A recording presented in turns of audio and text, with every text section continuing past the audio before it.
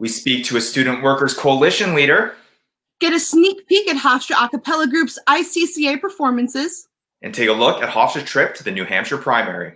In the first ever remote edition of Hofstra Today.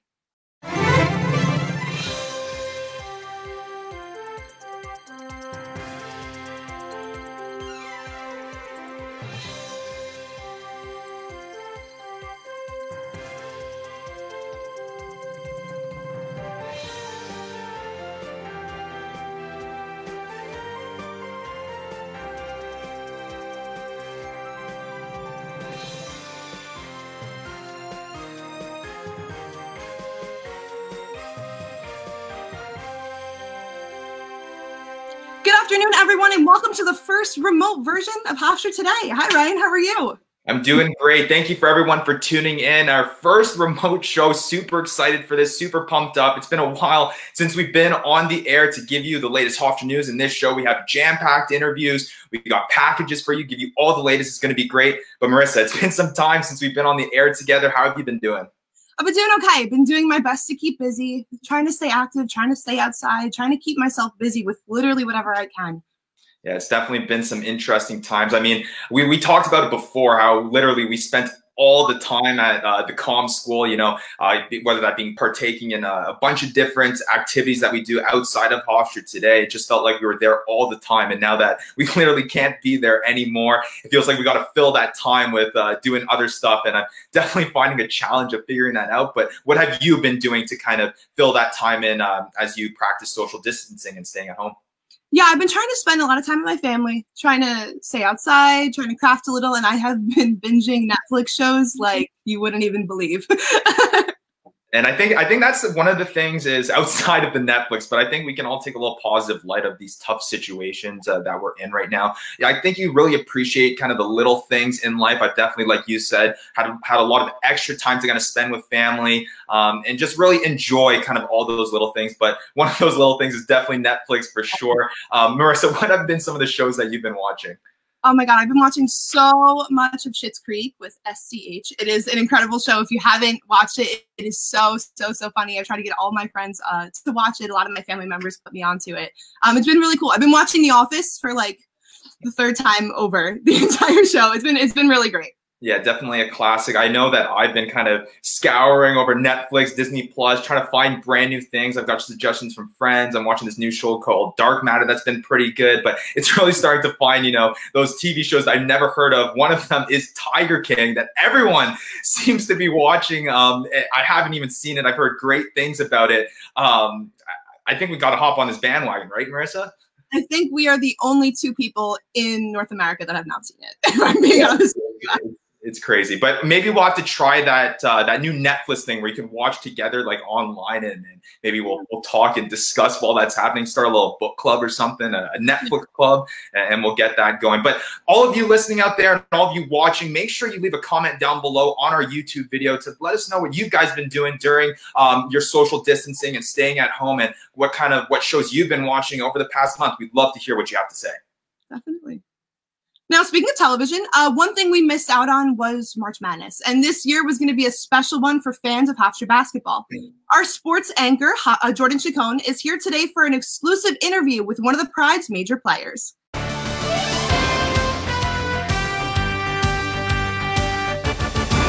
Thanks, Marissa. The men's basketball team won the CAAs and was on track to play in March Madness, but the season came to an abrupt halt amid the coronavirus outbreak.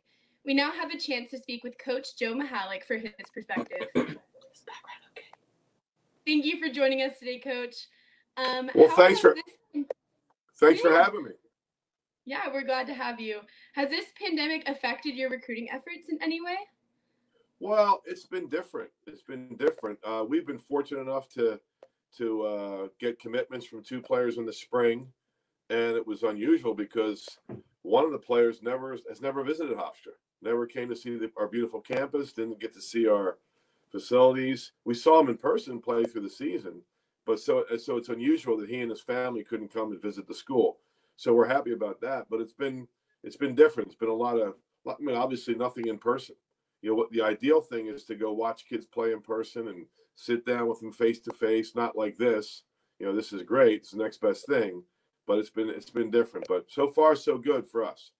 Now, Coach, let's take it back to kind of that historic season that you guys were having. And we had discussed about this before, how you were on an all euphoric high when you guys had taken home that CAA title and were on track to head over to March Madness and compete in what was the first time in 19 years.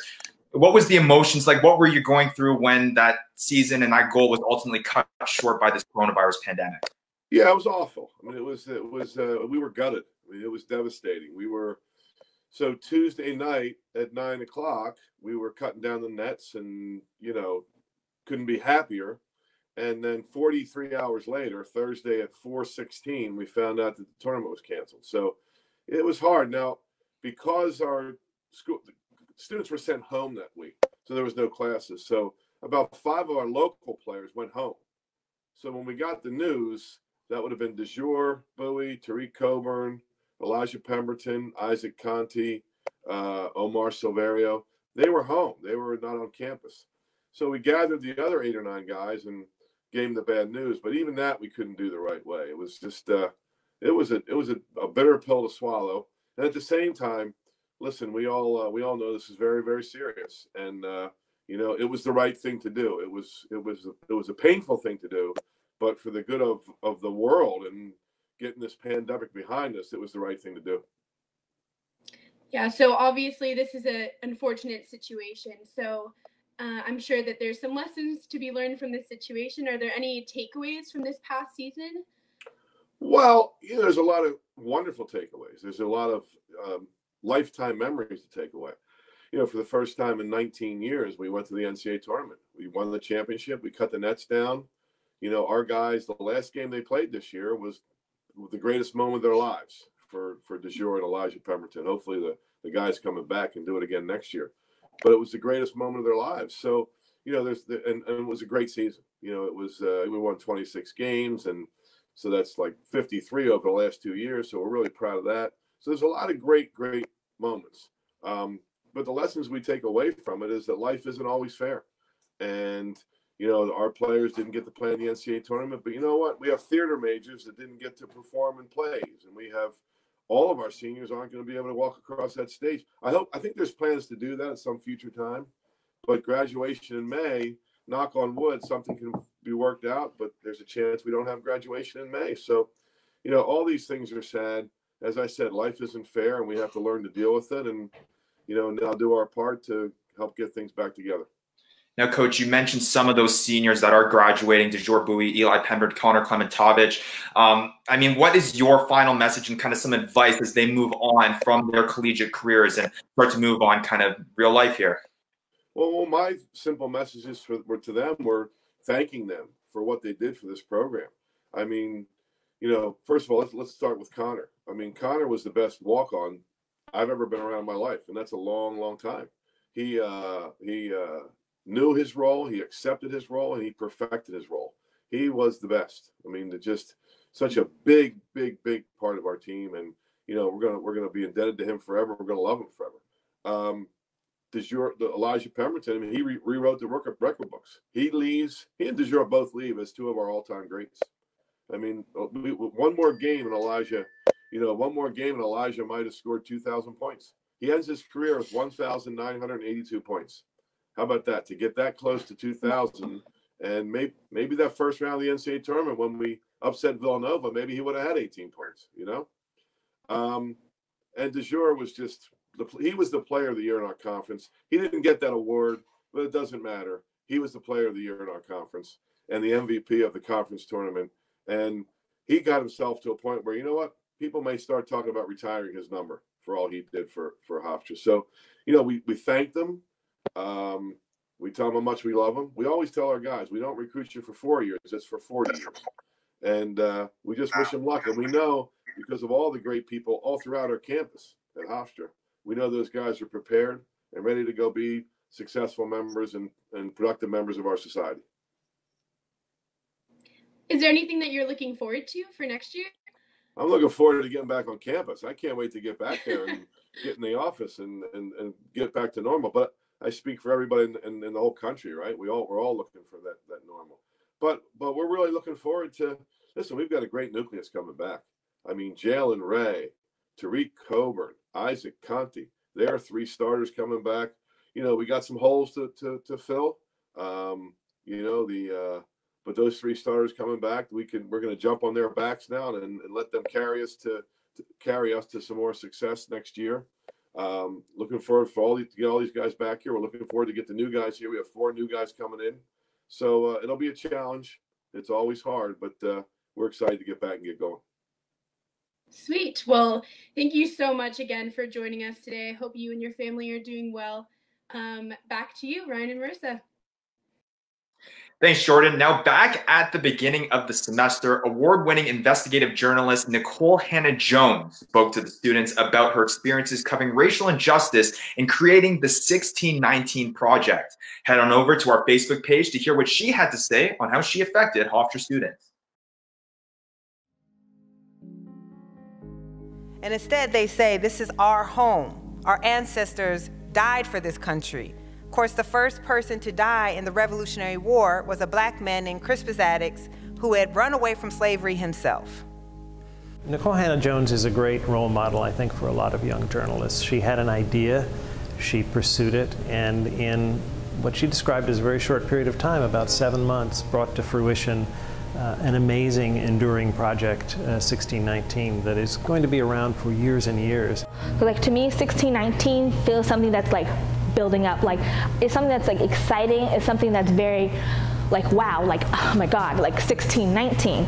And I feel like if you don't really feel yourself that like, wow, 1619, you're not going to be able to really connect with the material. It's just going to be something that your professor says, you write down and don't think about until you come to the midterm. It's like, oh, what's that one thing about like black people? Oh, 1619.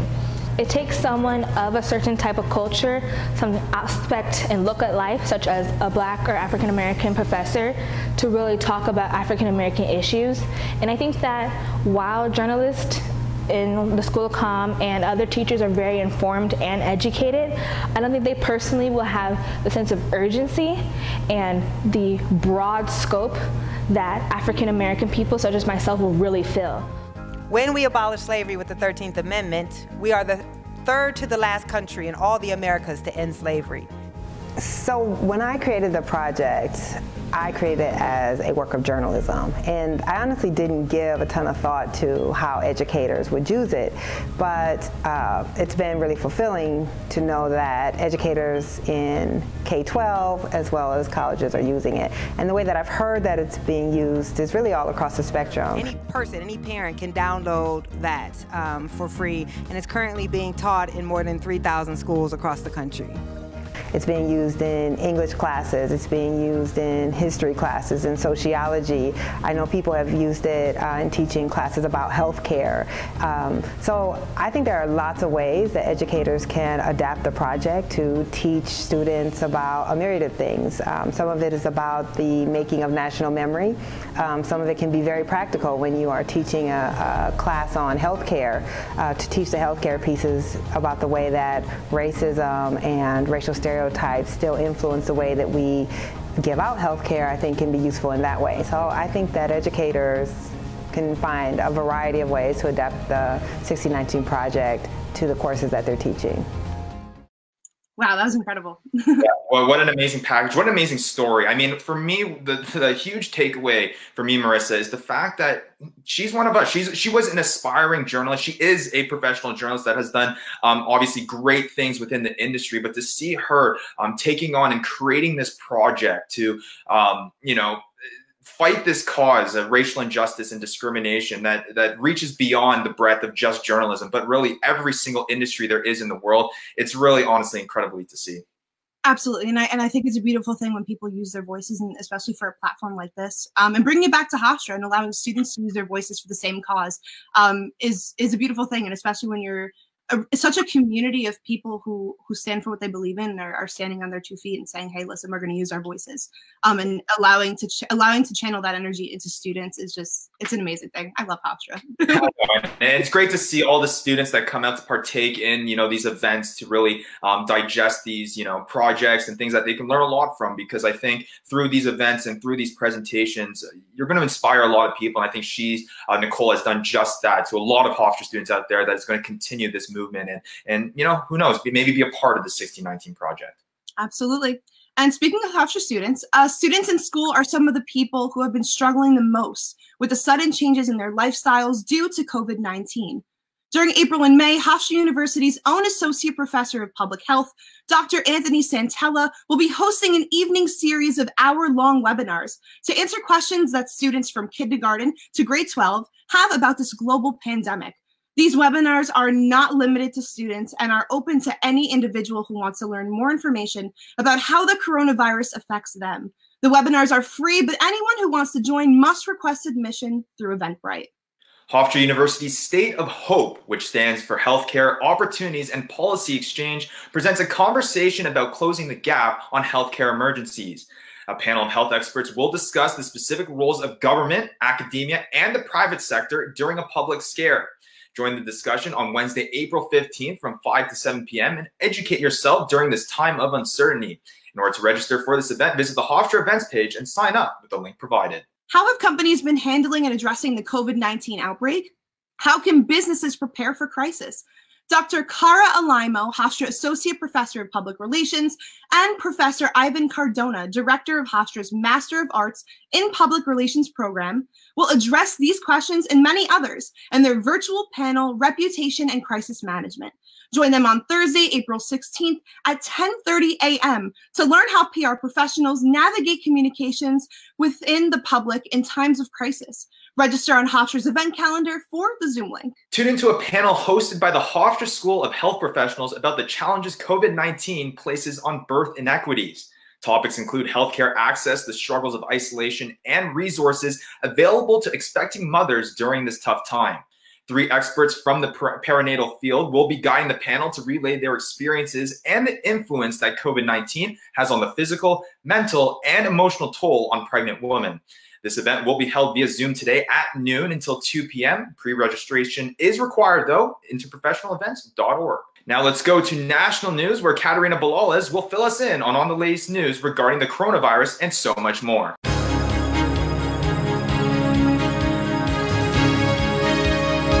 Thanks, Ryan. The latest numbers from the New York State Department of Health indicate over 10,000 people in the state have died after testing positive for COVID-19, including more than 1,000 residents of Nassau County.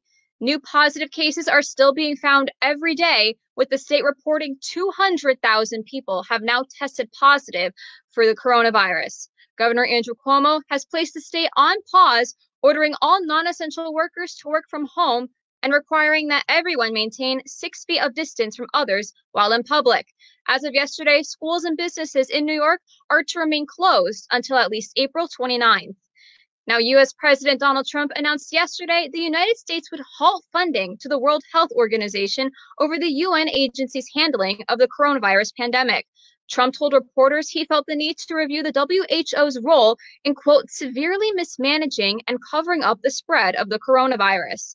This move comes as Trump himself is being criticized for repeatedly downplaying the severity of the pandemic, even as it began to spread rapidly in the United States. Americans contributed over $900 million to the WHO in the 2016 to 2017 fiscal year, although the organization reports that 76% of that $900 million came from voluntary donations. And now pivoting over to politics, Vermont Senator Bernie Sanders suspended his campaign for the Democratic nomination last week, leaving former Vice President Joe Biden as the only candidate still in the running for the party's support in the 2020 presidential election. Since then, Sanders has announced his support of Biden as the Democratic nominee, and has former President Barack Obama. Sanders has since said that he and his supporters want Biden to adopt more progressive policies, but the Democratic Party's ultimate goal should be to defeat Trump in the election this November. And that's it for your national news update for Wednesday, April 15th. I'm Katerina Balales. Back to you guys, Ryan and Marissa. Thanks, Katerina. As we all know, coronavirus has affected many aspects of our daily lives, especially the 2020 presidential cycle. Many states awaiting their primaries are offering mail-in ballots or have postponed their voting date. However, a few months ago, some Hofstra students, including our amazing producers Julia Wachtel and Courtney Adama, had the opportunity to observe politics at play when we could still interact in person, back at the New Hampshire primary. Head over to our Facebook page to see the whole thing. Last month, we traveled to New Hampshire before the primaries with the Hofstra Political Science Department. We spoke with candidates, attended rallies, and stood side by side with professional media outlets covering political events. We got the chance to see Senator Bernie Sanders, Mayor Pete Buttigieg, Senator Amy Klobuchar, and other candidates interacting with potential voters in the critical days leading up to the election. We even got the chance to interview Governor Bill Weld. Anybody can have a difference of opinion on a substantive issue, but having a difference of opinion on whether we should have a dictator with no elections or democratic institutions, that's not a matter for opinion. It's a matter for action. Professor of Political Science David Green has been leading groups of students to New Hampshire for the primary since 2003. I mean, you can lecture all you want to lecture in the classroom, and you can talk about concepts and theories and ideas, and that's important. But there's no real substitute, I think, for experiencing it firsthand. More than 100 Hofstra students went on the trip and were able to take photos with candidates, ask questions, and listen to their policies. Yeah, since freshman year, I've been excited to come on the New Hampshire primary trip because, you know, I had heard of it before, you know, since before I came to Hofstra.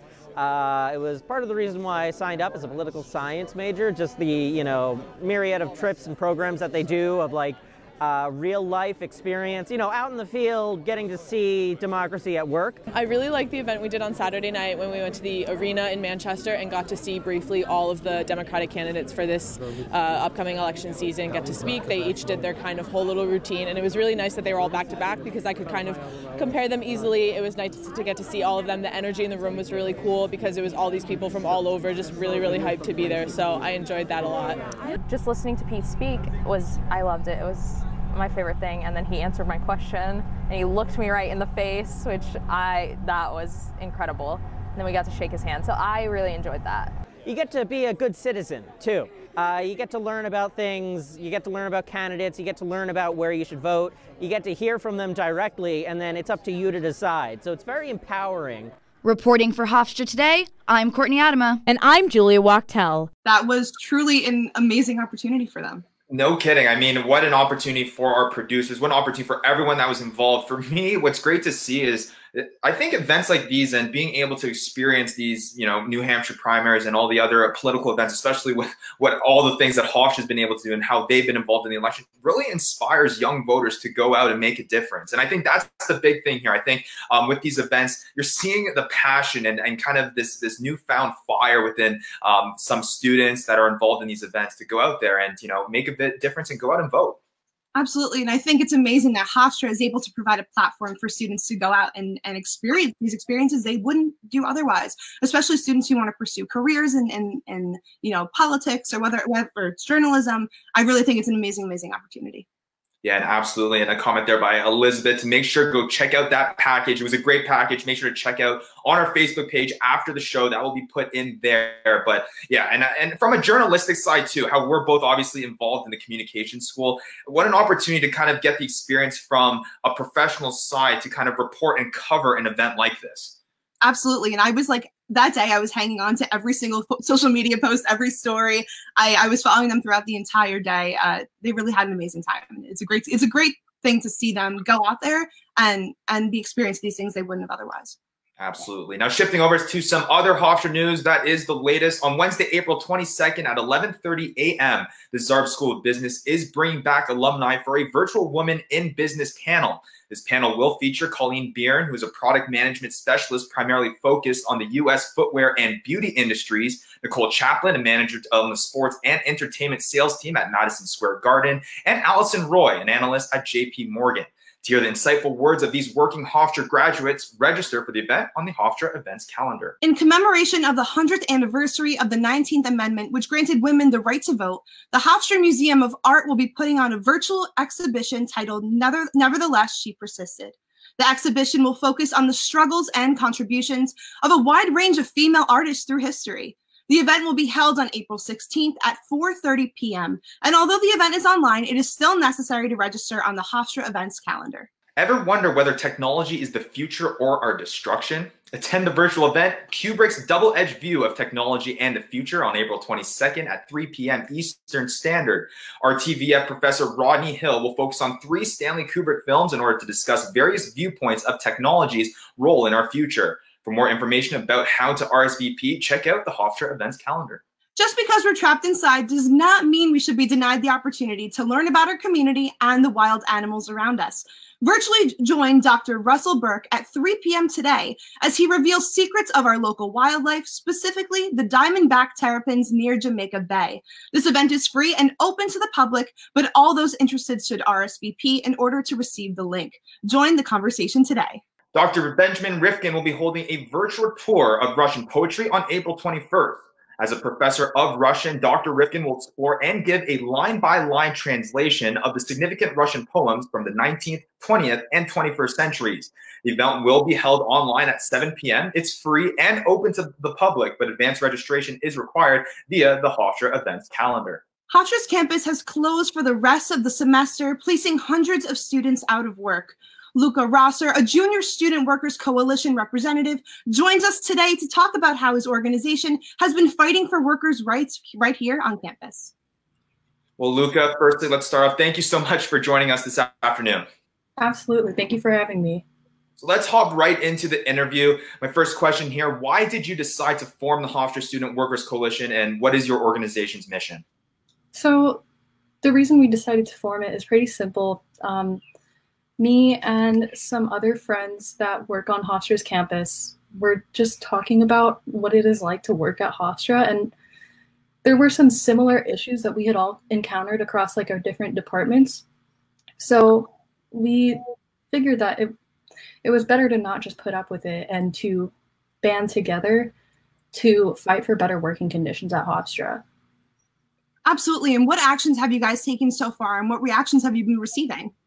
So far, we have had our SGA resolution passed to raise the student minimum wage to Nassau County's minimum wage. So that would be changing it from $8.25 an hour to $13 an hour. We have also had our petition demanding the same thing from Hofstra, and we delivered that. By the end, it had 1,076 signatures. We have also had Open Student Workers Forum, where we just had student workers come and talk about what it's like to work at Hofstra. And that was really great. A lot of people shared things that I had no idea about still. And now with COVID-19, we've set up a mutual aid fund for Hofstra students and the surrounding community. So nice. And now moving forward and kind of looking at the future, especially during the tough times that we find ourselves in, what kind of change and difference does your organization hope to make in the near future and beyond? Well, in the near future, obviously, we would love to have the student minimum wage increase to match the county minimum wage. Generally, we just want better working conditions for Hofstra students and more transparency about the working conditions. So now suppose student worker salary was raised to the Nassau County minimum wage. Like, would you guys still exist on campus, and why? Absolutely. That's basically because the minimum wage isn't the only issue that student workers are having. There's issues about training, improper training, issues within the workplace about like bosses not being great, clients not being great. There's a lot of various things that we hope to improve in the future. Now, for student workers that want to get involved with your cause, how do they do that? And would doing so put their jobs at risk? Well, to get involved, we are on social media. We have a Twitter that's at Hofstra Workers. We are on Facebook as the Hofstra Student Workers Coalition. We are on Instagram as well. You can also email us. It's hofstraswc@gmail.com. And no, it would not put their employment at risk because it is illegal for an employer to fire an employee for organizing their workplace. Absolutely. So now, what are your next steps? Like, how have you made efforts to continue this mission since COVID-19 sent students home? Well, our next steps is obviously there's the mutual aid. We're looking to provide resources to students and community members who have lost their jobs or have gone through other hardships due to the pandemic. So a lot of things in the future are kind of up in the air, but right now we are just working on the immediate crisis that people are going through right now. And I'm sure while you kind of interacting with that and experiencing it firsthand and working with these student workers, what are some of the things that have affected these student workers due to COVID-19 and this whole tough situation? Well, obviously there's a loss of income immediately that can hurt a lot of people.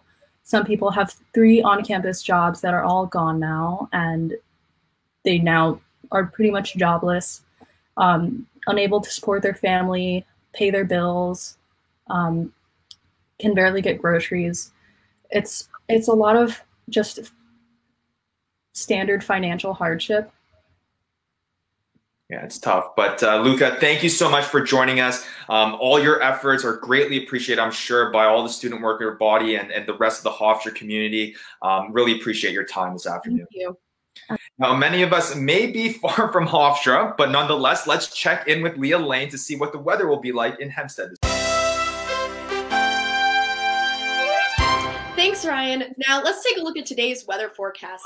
We can expect a mix of clouds and sun today with a high temperature of 53 degrees and a low of 39 degrees. It will be breezy with winds reaching 14 miles per hour. It will be partially cloudy again tomorrow, so expect cooler weather. The temperature will reach 51 degrees for a high and drop to an overnight low of 36. Get your kites ready because winds will reach up to 17 miles per hour tomorrow. Now let's see how the rest of the week will play out over in Hempstead. You won't want to miss this forecast because Friday will be looking a little dreary with overcast skies and a 20% chance of rain. We can expect a high temperature of 50 degrees and a low of 36. Winds will come out of the west at 15 miles per hour. The weekend isn't looking that much better with cloudy skies on Saturday and a 30% chance of rain in the morning. The temperature will top out at 51 degrees and drop to a low of 41. On Sunday, we can expect cloudy skies with a 40% chance of rain in the evening. Expect a high of 54 degrees and a low of 47 degrees, with winds reaching up to 16 miles per hour. And that's all for your 5-day forecast. I'm Leah Lane. Have a weatherful day. Marissa and Ryan, back to you guys. Thanks, Leah. This past March, Ryan, our correspondent Christina Petruzzi, and I took a trip to Hofstra's annual Irish Festival and participated in all types of super fun activities. Head on over to our Facebook page to see the whole thing. The Irish Festival features tons of shopping, food, and entertainment. Behind us there is a live band playing, and soon we will see some Irish step dancers. What are you guys excited to see today? Guys, the vibe is just fantastic here. A lot of people here celebrating the Irish culture. I mean, it's time to get a little bit Irish here at the David S. Physical Education Center. Yeah, I'm excited. There's Irish soda bread, there's face paint. I'm ready to enjoy the day. It's going to be really cool. Let's go. Yeah. It's an opportunity to promote our culture of our country and of our ethnicity as Irish and Irish American citizens. Well, I am Irish. It's my heritage, so I thought it'd be fun, and I wanted something to do with my mom. I'm on Long Island for the weekend, so I figured it would be fun to stop by my alma mater. I'm missing a barbecue today because I'll be here, but that's life. A lot of our vendors are from the community and from the local area, so that's where to get the support from. So it's a good service to them. I really appreciate the fact, of course, that they come, because in their supporting us as vendors, they also help us keep the Long Island Festival here going at Hofstra University, and this is our 22nd year. While I was a student here, I went a few times, and it's always a fun time. My favorite part of the festival is just the enjoyment of meeting people and just the celebration of St. Patrick. I'd say Erin go bra. It's Ireland forever. This festival has been absolutely incredible so far. So many great things, pop-up shops, jewelry, food. But my favorite part, it definitely has to be the dance that's happening right behind me. It is absolutely incredible. The kids are so young, and they are really doing such a beautiful job. It's really, really cool to watch.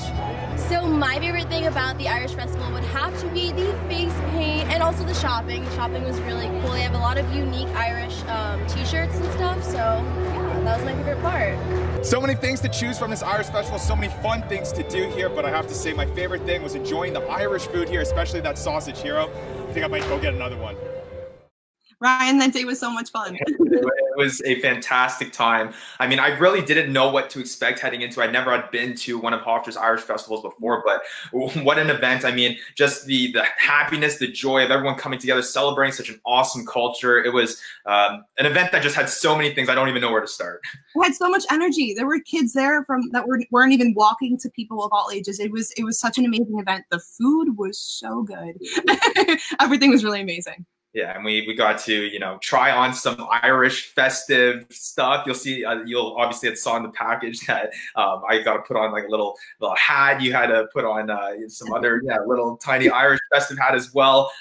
It was fantastic. And you mentioned the food. I mean, I love food, the best part. I mean, it was fantastic. The Irish soda bread and everything else, it was just great. And the dancers as well. The dancers looked awesome, and they're just so talented. Absolutely. All right, so let's shift over to some entertainment news. Now, prior to the COVID-19 outbreak, Hofstra was scheduled to host the ICCAs, the collegiate level a cappella competition.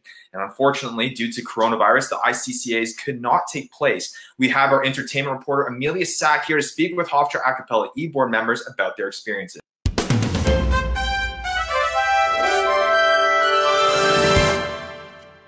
Thanks, Ryan. Before we speak to the a cappella leaders, let's take a look at some of the performances their groups prepared for the ICCAs. Head on over to Facebook and check it out.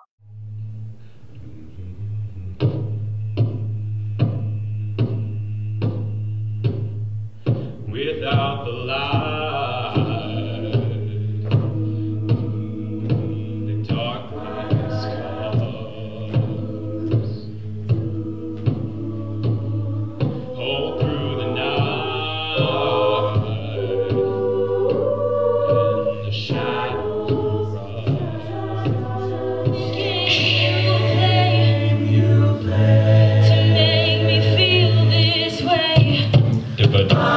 What a wicked thing to do, to let me dream of you.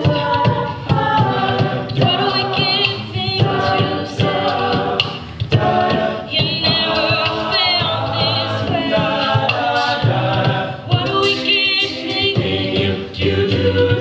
The scene on screen, not very pretty, but we sure know how to run things. Living in ruins of a palace within my dreams, and you know we're on each other's teams. I'm kind of over getting told to throw my hands up in the air.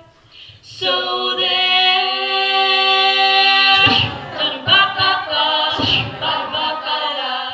Our guests today are Olivia Ross, Melanie Constantines, Peter O'Malley, and Mike O'Malley. Welcome to Hofstra today. Hi, thank you for having us. Thank you for having us.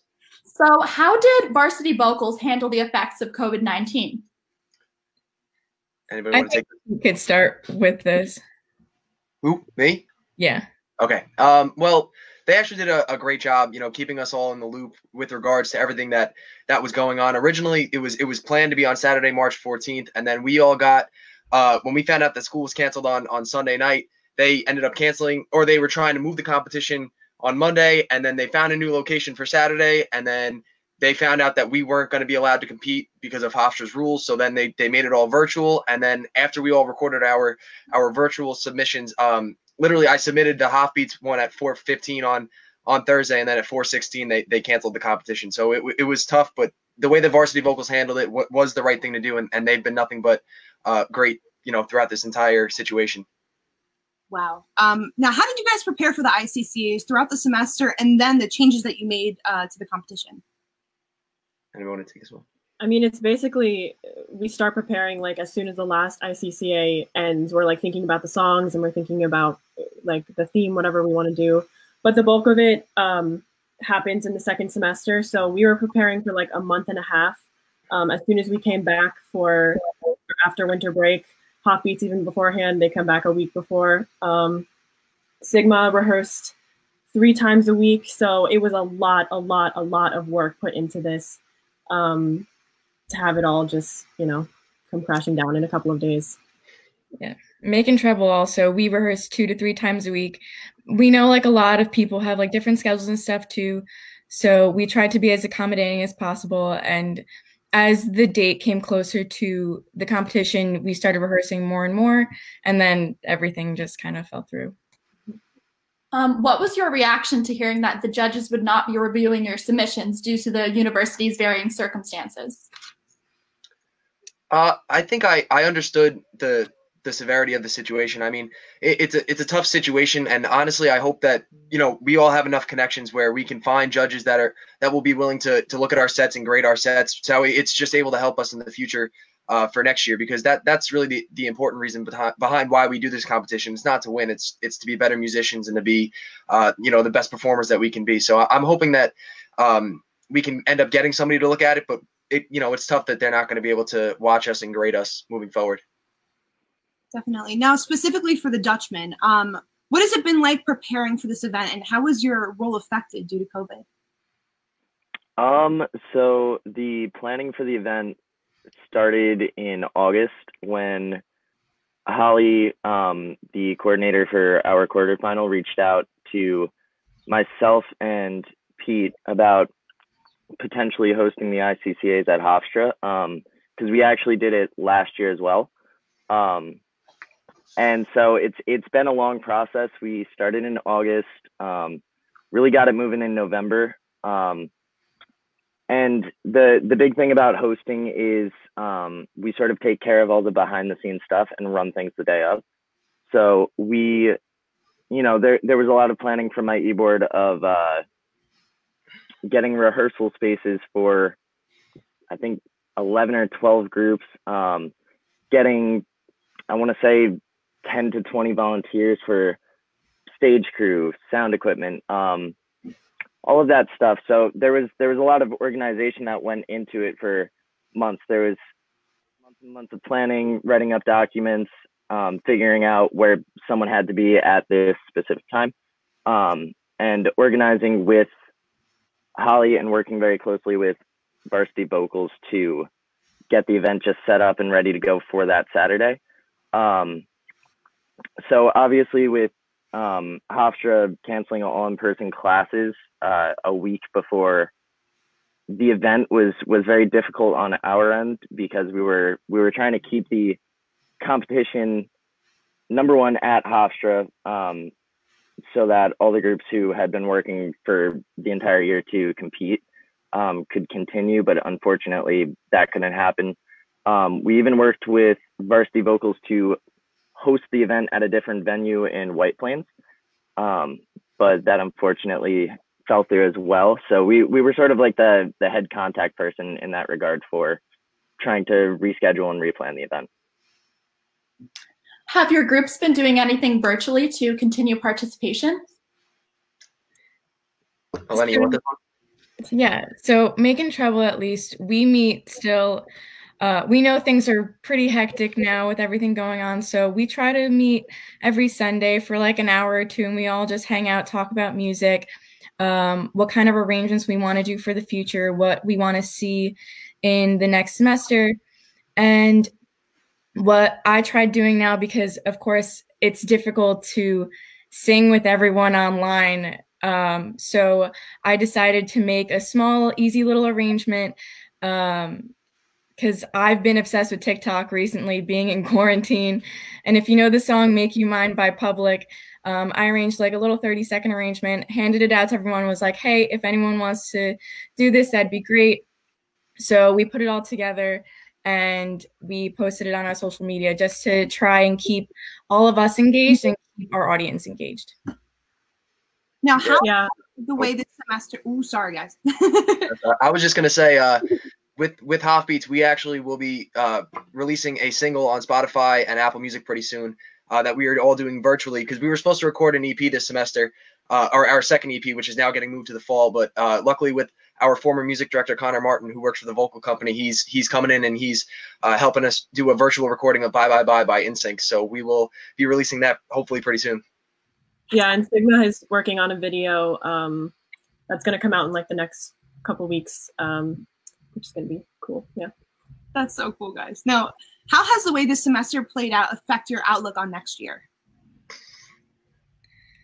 I mean, I think we're just going to be appreciating every moment we have. We had a lot of plans for this semester. We were also going to be recording an EP, and that's going to be pushed to next year. So I think we're going to be like, it's going to be jam-packed with all the stuff that we wanted to do this semester, next semester. And we're going to enjoy it even more because we have to wait so long. Yeah, I think with Hofbeats, that's kind of the same idea. We had so much planned for the rest of the semester post ICCAs, and it's a shame that we're not going to get to do it. But as a senior, I'm super thankful for the time that I had with this group. And, you know, it stinks that this all had to come crashing down in our senior year, but I'm super excited to see where this group takes it. We just had our e-board elections for next semester, and I know my next president, Justin Shaw, he's going to come in and do some great things. So I had to give him a shout out, but I'm super excited to see where the Hofbeats take it, and they're in great hands. All right, well, thank you so much to our guests, Olivia Ross, Eleni Constantines, and Pete and Mike O'Malley for their thoughts on their a cappella experiences this semester. Thank you so much. Great. Thank you so much, Amelia. Thanks for joining us.